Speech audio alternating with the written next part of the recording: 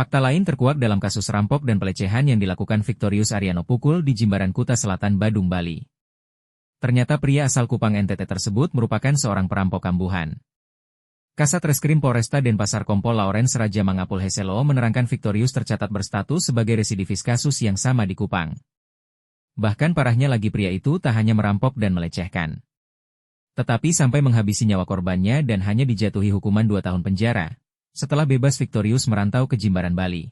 Ironisnya kurungan jeruji besi tak membuatnya bertobat, dia malah melakukan kejahatan yang sama lagi kepada 4 wanita yang berbeda-beda di Pulau Dewata, hingga akhirnya dia ditangkap oleh tim gabungan Polsek Kuta Selatan dan Polresta Denpasar dengan dihadiahi timah panas pada kedua kaki.